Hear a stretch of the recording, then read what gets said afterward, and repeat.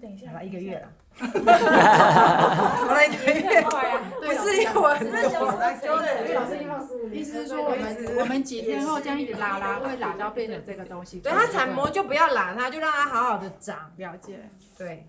像它的浮膜有不同颜色那样是没有关系的。好，你们仔细看，你会发觉它这个膜比较参差不齐。对啊。比较有孔洞的感觉，对不对？就是不平滑，然后这个是不是很平？好，越稳的越久的越稳。好，那这个是什么？这个是它发酵旺盛的时候，它也正在产膜，所以它的空气被膜包进去了。所以它在产的时候，它就会有这种感觉不平，崎岖不平这样。但是这个也没问题，就让它继续长也可以。对，好，那这个跟这个，你杯子来一下好了。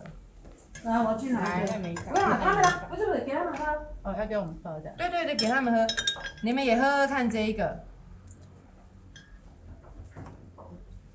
好，酸不会。